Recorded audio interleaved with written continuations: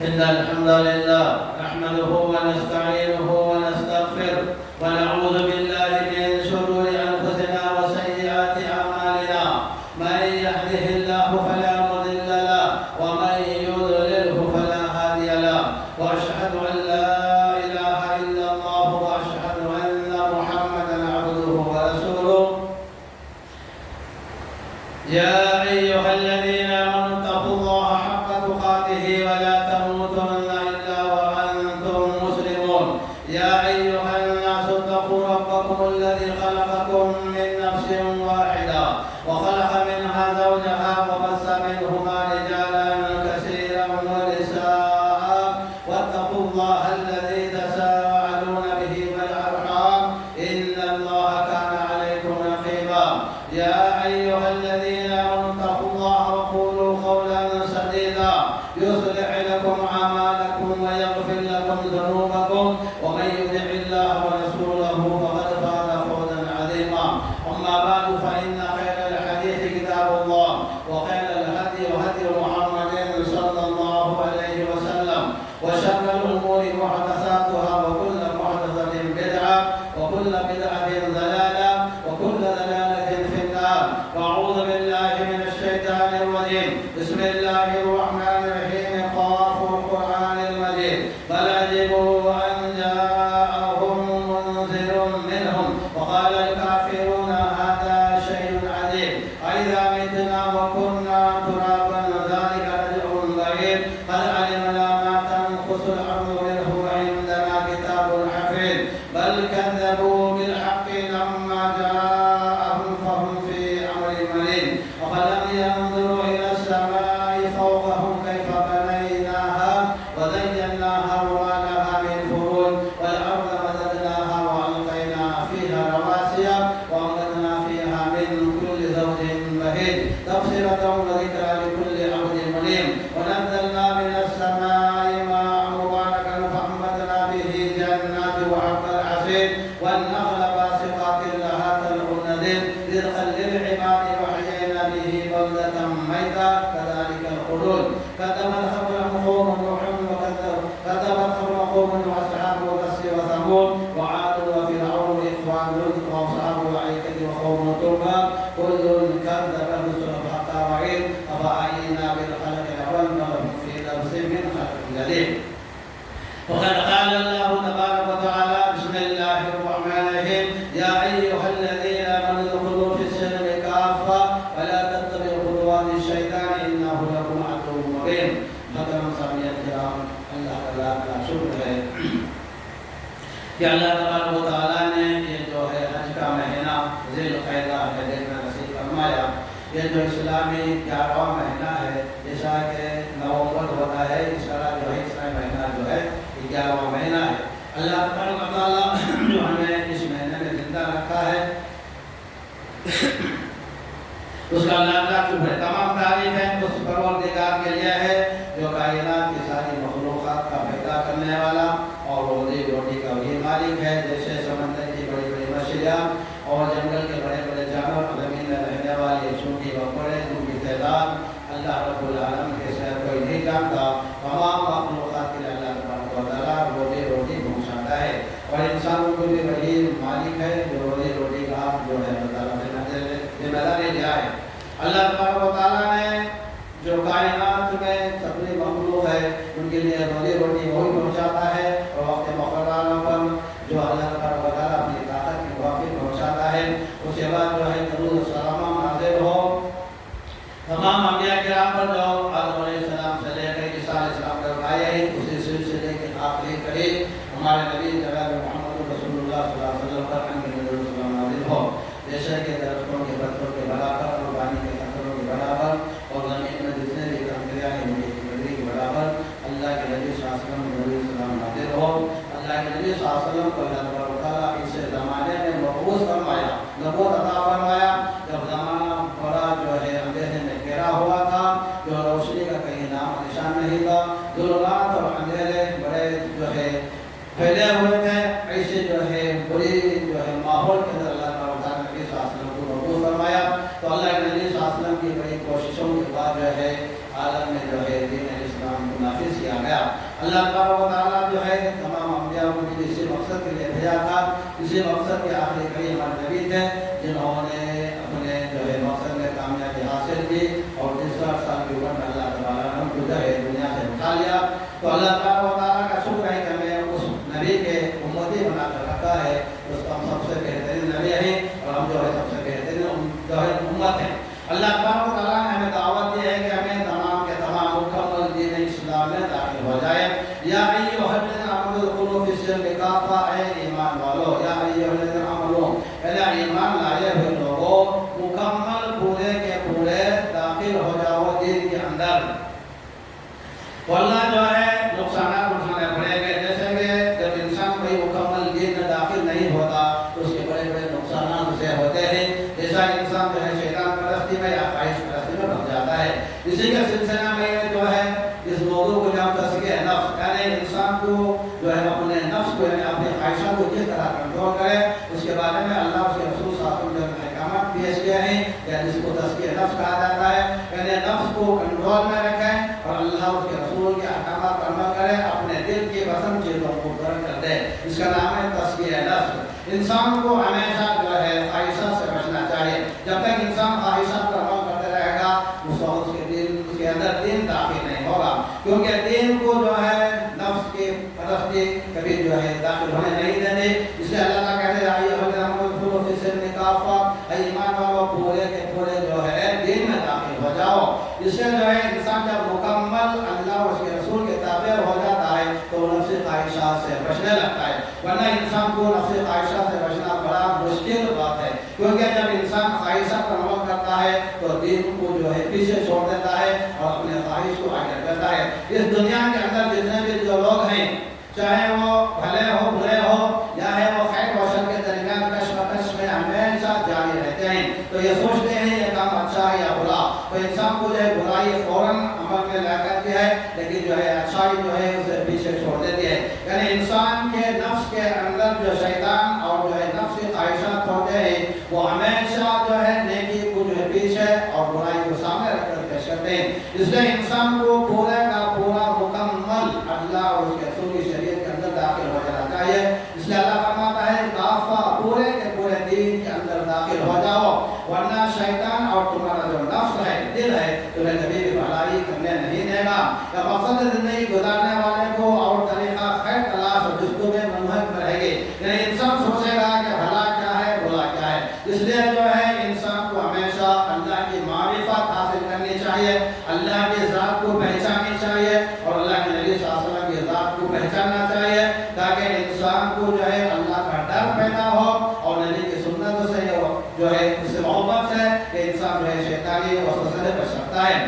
وہ راہ راست پر چل کر اپنے مطلوب اصلی کو پا لینا ہی اس کا نظر ہوتا ہے. جب انسان جو ہے اصلی چیز کو چھوڑ دے اور نقلی چیز کے پیچھے پڑ جائے، جیسے اللہ کے رسول کے احکام کو چھوڑ کر شیطانی احکام پر پڑ جائے اور اپنے دل کی جو ہے خواہش ہے اس پر عمل کرے، وہ انسان جو ہے ناکام انسان ہے. اس لیے ہر انسان کو چاہیے اللہ اور اس کے رسول کی جو بتائے ہوئے طریقے ہیں اس کے اندر داخل ہو جائے. جبکہ بے مقصد جینے والے کا لگام جو ہے ہوتا ہے وہ کنٹرول میں نہیں ہوتا.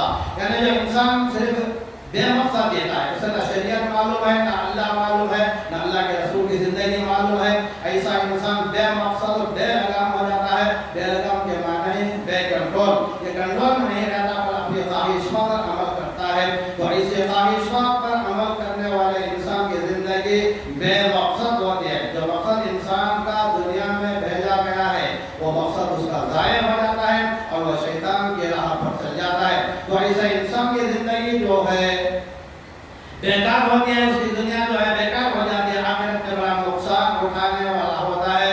جیسا کہ قرآن مجید میں اللہ تعالیٰ فرمایا ہے قد افلح من تزکا، بے شک اس نے فلاح پا لی جو پاک ہو گیا. انسان کو ہمیشہ پاک چیزوں سے قریب اور جو ہے گندی چیزوں سے دور ہونا چاہیے. یہی مقصد ہے اللہ تبارک و تعالیٰ کا انسانوں کو دنیا میں بھیجنے کا. اللہ تعالیٰ کہتا ہے قد افلح من تزکا، یعنی بے شک تم وہ فلاح پا لیا جو پاک ہو گیا. اس سے مراد یہ ہے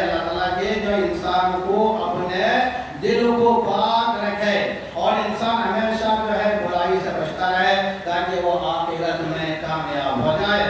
یہ نہیں مقصد اللہ تعالیٰ کا انسان کو دنیا بھیجنے کا ہے۔ انسان خواہشات نفسانی کے اشاروں پر ناشنا ہی اس کا مقصد سمجھ لے اور اس کی زندگی کشمکش کی طرف رہے، سوچ میں اور جو ہے یہ کرنے سے کیا ہوگا، وہ کرنے سے کیا ہوگا۔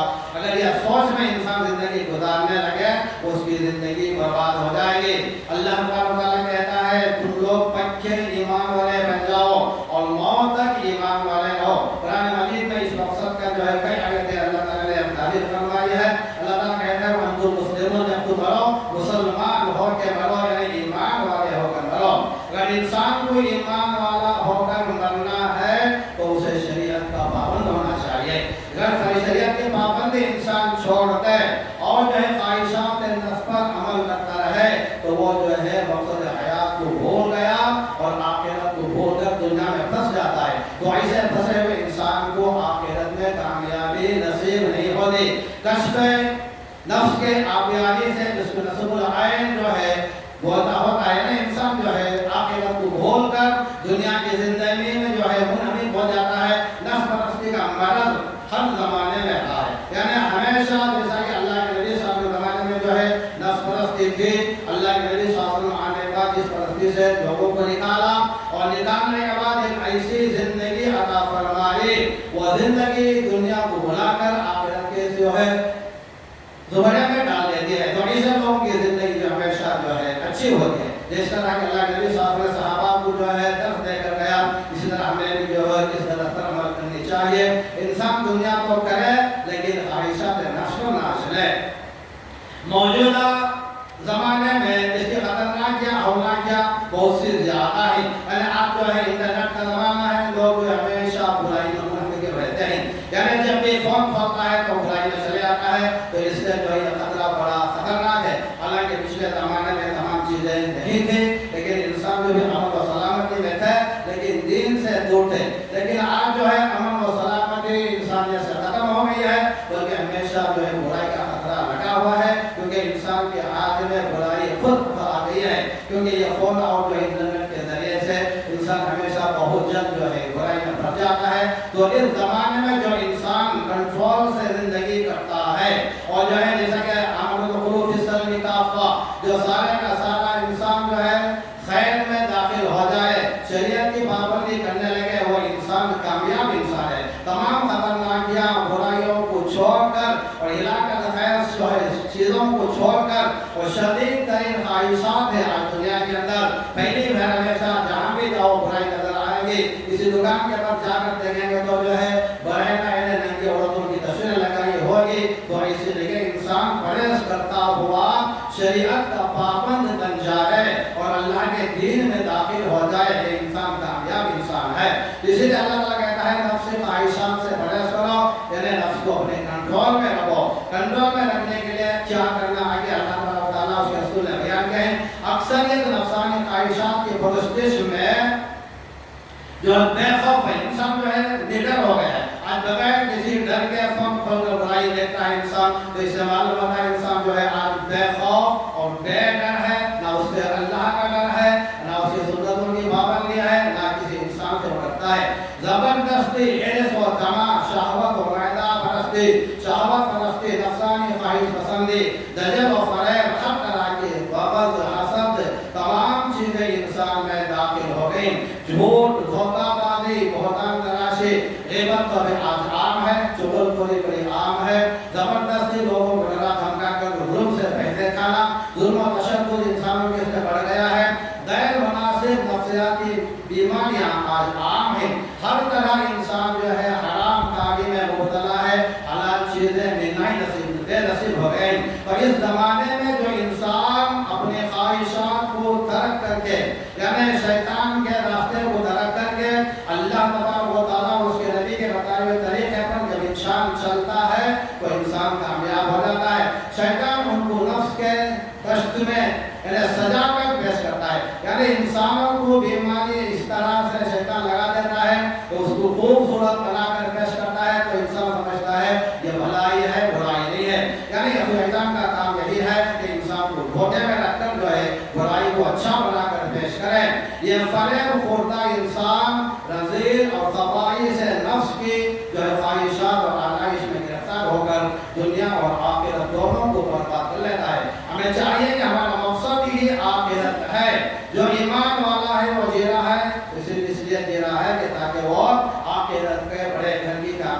حاصل کر لے. ہمیں دنیا سے کچھ لینا دینا یہ نہیں ہے. دنیا صرف جینے کے لیے کرنا چاہیے. مقصد اس کا آخرت ہو. آخرت کو سامنے رکھ کر انسان جب زندگی کرتا ہے تو اللہ تبارک و تعالیٰ اسے راستے کھول دیتا ہے. وہ ہمیشہ کامیابی کی طرف جاتا ہے. تو ایسا آخرت کے دونوں برباد کر لینا یہ سب سے بڑا نقصان ہے. شیطانی ترغیبات، شرک و معصیت اور اخلاق آلائشوں سے اپنے نفس کو تزکیہ کر کے اس امراض مرض سے نجات حاصل کر لے. سب سے بڑی جو بیماری ہے انسان کے اندر شرک ہے.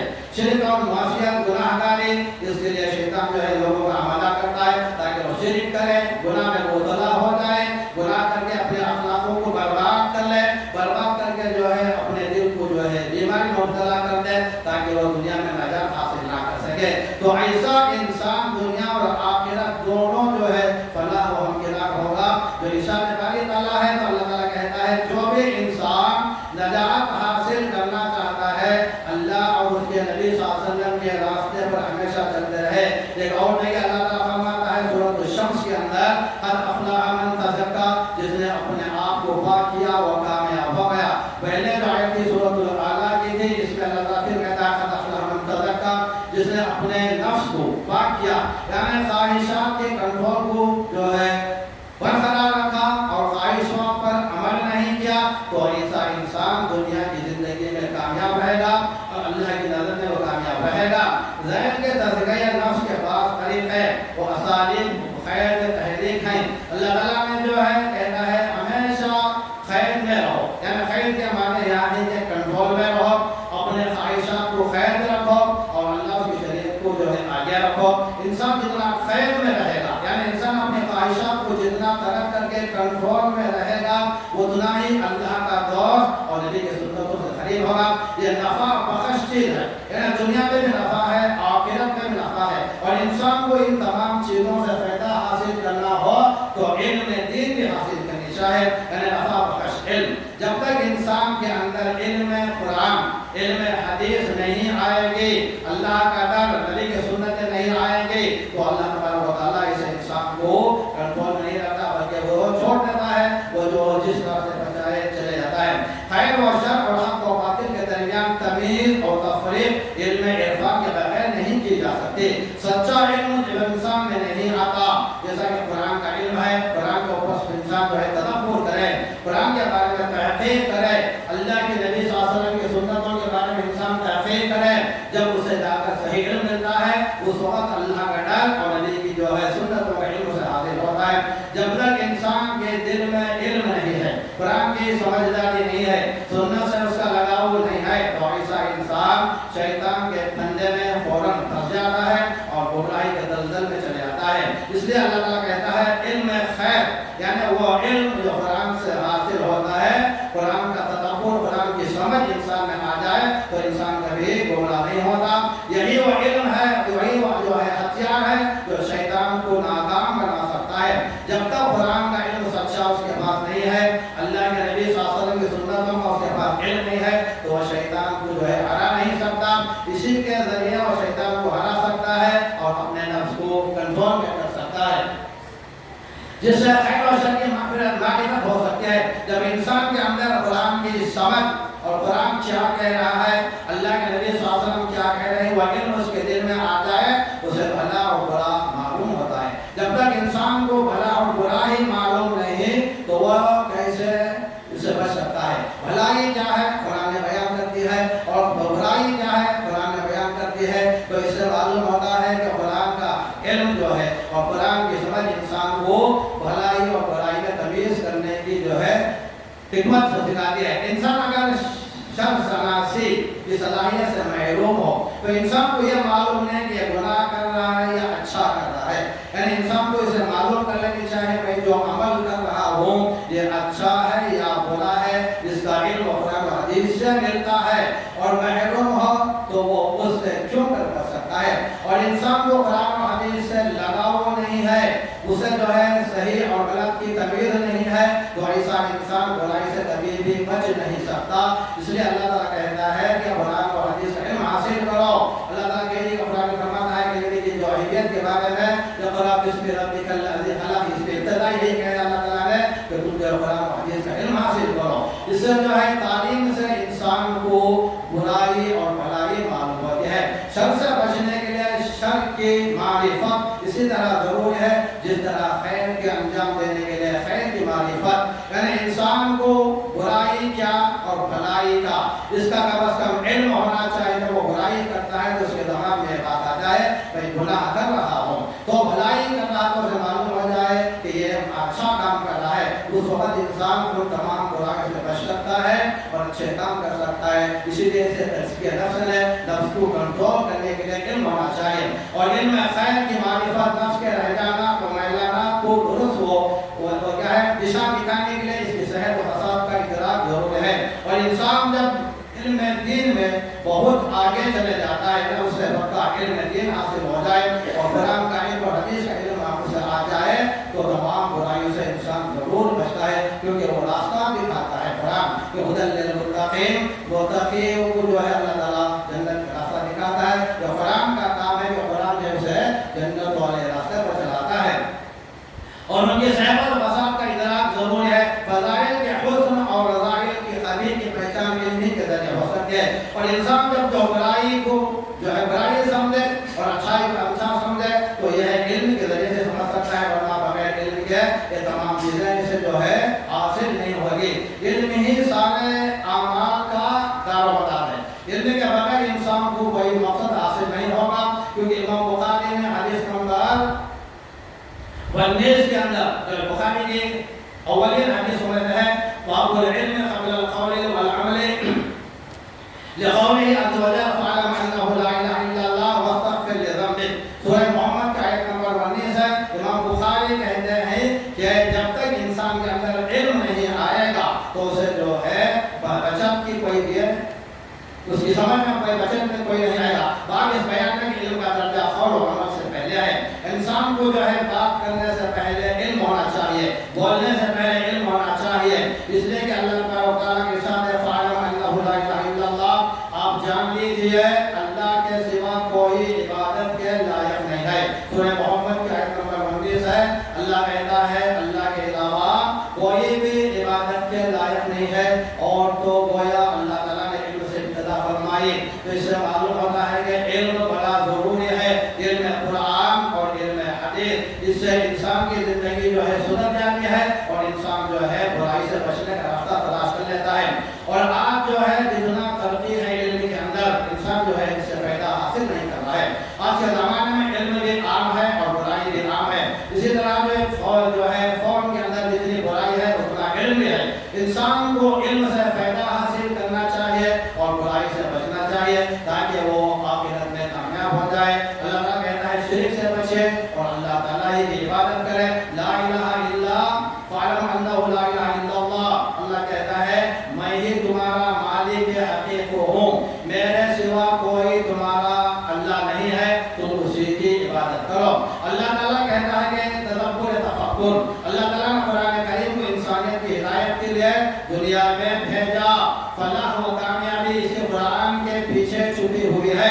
جا بجا اس کے معانی و مطالب, احکام و فرامین و واقعات و قصص پر غور و فکر کرنے کی اللہ نے قرآن مجید میں تاکید کر دی. وَلَقَدْ يَسَّرْنَا الْقُرْآنَ لِلذِّكْرِ فَهَلْ مِن مُّدَّكِرٍ. سورہ قمر کی آیت جو ہے اللہ تعالیٰ نے کئی مرتبہ اس کو دہرایا ہے. 6 یا 7 مرتبہ اس آیت کو اللہ تعالیٰ نے قرآن مجید میں ذکر کیا ہے. تم لوگ جو ہے قرآن کو جو ہے سمجھو, یہ بڑی آسان کتاب ہے. اللہ تعالیٰ نے قرآن مجید کو بڑی آسان بنائی ہے, لیکن انسان سمجھ رہا نہیں ہے اس کو.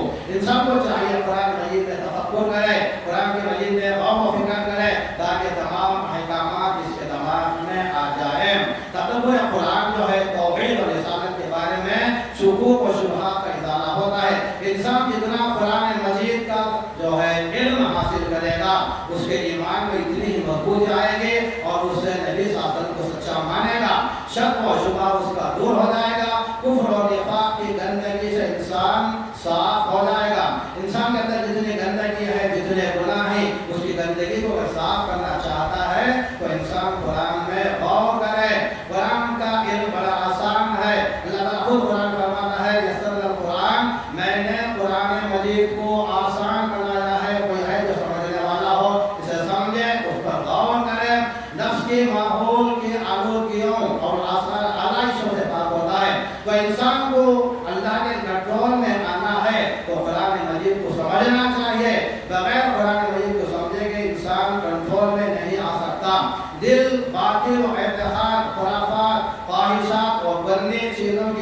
بیماری شرک و بدعت میں جو ہے شفا یاب ہو جاتا ہے۔ جب انسان ایسا قرآن مجید پر تفکر کرتا ہے، غور و فکر کرتا ہے، تو اس کے اندر جو ہے تمام گندگیاں، شرک کی بیماریاں، جتنے خواہشات پرستیں، دھوکہ بازی، جتنی بھی بیماریاں ہیں اللہ تعالیٰ اسے دور کر دیتا ہے، کیونکہ اس کے ساتھ جو ہے اللہ کا علم داخل ہو جاتا ہے۔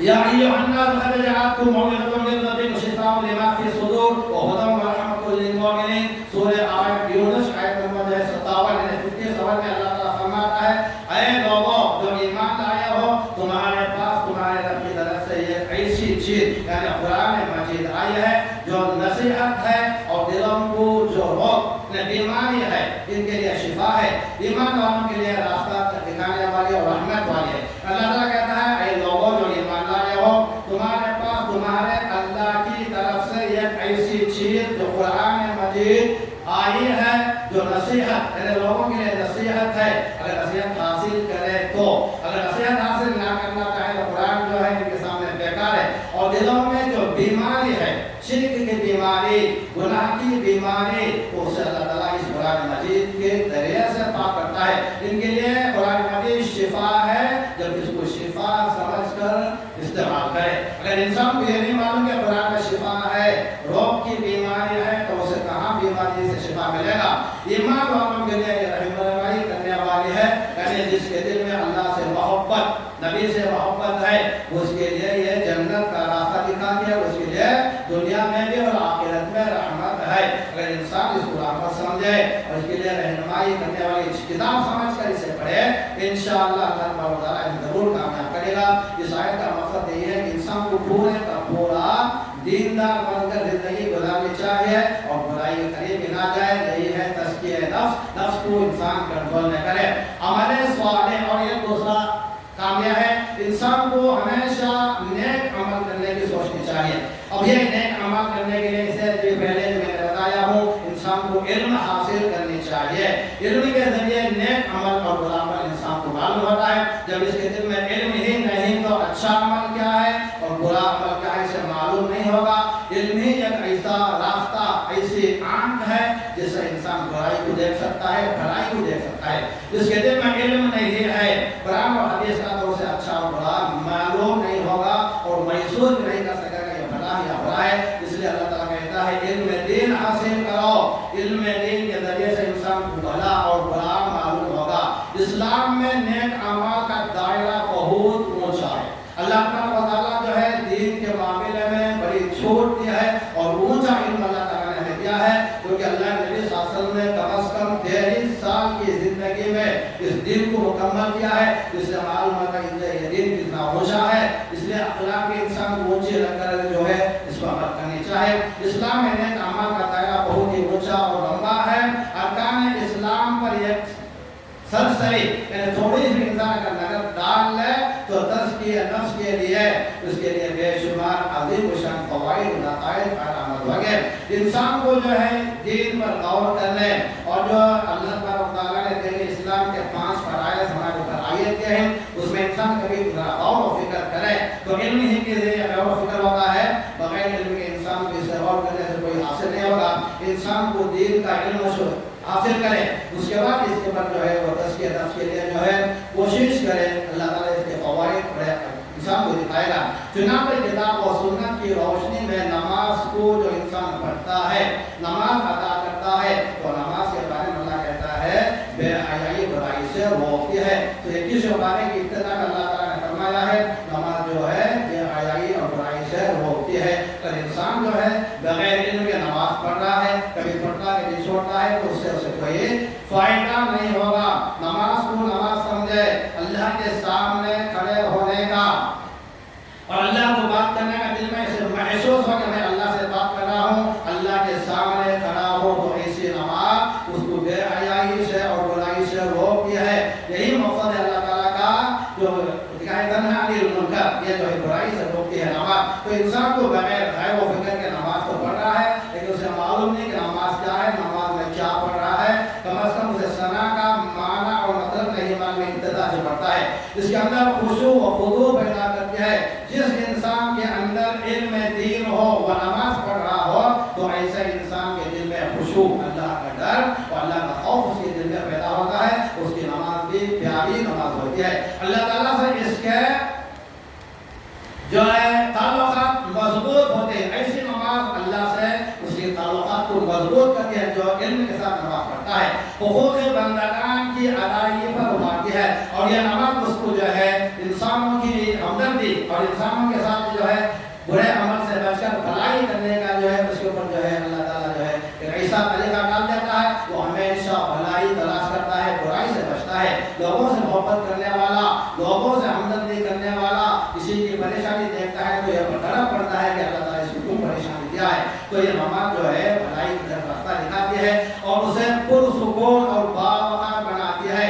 نماز کے ذریعے سے انسان کا مقام بڑا اونچا ہو جاتا ہے اور وہ کبھی بے خوف زندگی گزرتا ہے، اسے نہ کسی کا نقصان کا فائدے کا کوئی جو ہے وہ غضب اس کے اوپر پڑتا ہے، بلکہ وہ بے سکون زندگی گزارتا ہے، کیونکہ نمازی کے لیے اللہ تعالیٰ جو ہے پریشانی سے دور رکھتا ہے۔ اور زکوٰۃ کی ادائیگی آپ دیکھ لیجئے، زکوٰۃ کے ذریعے سے انسان کے دل میں جو ہرس و لالچ ہوتی ہے مال کی وہ ختم ہو جاتے ہیں، اور بخل و کنجوسی بھی انسان کو ختم کر دیتا ہے، کیونکہ اللہ تعالیٰ جو ہے مال کے خرچ کرنے سے، زکوٰۃ دینے سے، صدقات کرنے سے انسان کے دل میں جو مال کی ہرس لچاپن ہوتا ہے وہ ختم ہو جاتا ہے، اور بخل اس کی ختم ہو جاتی ہے۔ اسے محتاجوں کی مدد کرنے پر اللہ تعالیٰ ابھارتا ہے۔ روزے کو لے لیجیے، روزہ اتنا بہترین عبادت ہے کہ اللہ تعالیٰ کے سوا کسی کو بھی نہیں ڈرتا، بس صرف ڈرتا ہے تو اللہ کو ڈرتا ہے۔ پورا دن بھوکا پیاسا رہتا ہے لیکن کبھی وہ پانی پینے کا کبھی سوچتا نہیں ہے۔ تو یہ روزے کے فوائد ہیں، نماز کے فوائد ہیں، مال کو خرچ کرنے کے فوائد ہیں، اسلام کی بنیاد اسی پر ہے۔ اللہ تعالیٰ کہتا ہے یہ تمام چیزیں کرنے سے انسان کو جو ہے اللہ کی راہ آسان ہو جاتی ہے اور شیطان کی راہ پر کبھی نہیں چلے گا۔ دجل و فریب، غیبت و چغلی خوری اور جھوٹ بولنا، اس طرح کے تمام دیگر اخلاقی بیماریوں سے انسان روزے کی حالت میں بچتا ہے۔ روزہ دار خاص کر بہت پرہیز کرتا ہے، چاہے کتنا جاہل کیوں نہ ہو، جھوٹ نہیں بولتا، پانی نہیں پیتا، اور جو ہے گالی گلوچ سے بچتا ہے۔ کبھی کبھی انسان سے غصے میں جو ہے گالی گلوچ نکل جاتے ہیں، لیکن روزہ دار کبھی ایسا نہیں کرتا۔ اور فاقہ کشی، یعنی انسان کو ابھی جو ہے کھانے پینے کی چیزیں ختم ہو جائے تو انسان فاقہ کشی پر بھی جو ہے مجبور ہو جاتا ہے، کیونکہ جو ہے وہ روزے رکھ کر عادت ہوتی ہے، ایک دو دن بھوکے رہنے سے کچھ نہیں ہوگا، تو اس لیے جو ہے فاقہ کشی کو جو ہے مددگار ثابت ہوتے ہیں۔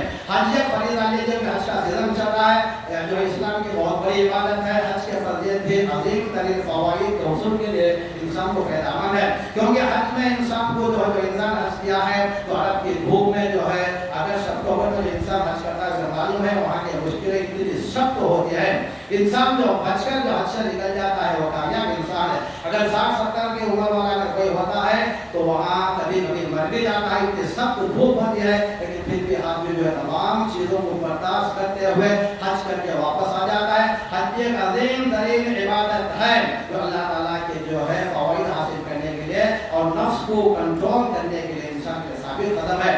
اللہ سے دعا کیجیے اللہ تبارک و تعالیٰ ہر انسان کو جو اللہ اس کے رسول صلی اللہ علیہ وسلم جو چیزیں بیان کیے ہیں اپنے نفس کو کنٹرول کرنے، خواہشات کو کنٹرول کرنے کی اللہ تعالیٰ کو توفیق دے، اور علم دین حاصل کرنے کا اللہ توفیق دے، قرآن پر سمجھ عطا فرمائے، نبی صلی اللہ علیہ وسلم سے محبت کرنے کا اللہ توفیق عطا فرمائے، صحابہ کرام کی جیسے زندگی عطا فرمائے، انسان کو ہمیشہ برائی سے بچنے کے اللہ توفیق دے، ہمیشہ بھلائی کرنے کی توفیق عطا فرمائے، اور شیطان کی وسوسے سے اللہ ہمیشہ فرمائے۔ خاص کر جو ہے ان نوجوانوں کو جو فون میں جو ہے بہت مگن رہتے ہیں، اللہ ان کی حفاظت فرمائے۔ فون میں جو ہے قرآن و حدیث بھی آتی ہے لیکن ہمارے نظر سے نکل جاتی ہے، لیکن برائی فوراً ہماری نظر پڑ جاتی ہے۔ اللہ تعالیٰ ان کی آنکھوں کو برائی سے بچا کر قرآن و حدیث کی طرف اللہ تعالیٰ سے تاکہ تمام لوگ جو ہے برائی کریں، برائی سے بچیں، اور دعا کیجیے اللہ تعالیٰ فلسطین کی ایمان والوں کو اللہ تعالیٰ ہمیشہ مدد فرمائے، اور ہمارے ملک میں جو الیکشن وغیرہ ہو رہے ہیں وہ جو ہے اس سے ہمیں اللہ تعالیٰ ایسے نیک لوگ اللہ چنے جو ہے ملک کی حفاظت کرے، قوم کی حفاظت کرائے۔ اللہ سے دعا کہ اللہ تعالیٰ تمام ایمان والوں کی سلامتی کو عام فرمائے، بیماروں کو شفا کاملہ عطا فرمائے، خاندانوں کو عطا کرنے کا توفیق عطا فرمائے۔ اللہ تعالیٰ تمام مسلمانوں کی جان و مال حفاظت فرمائے۔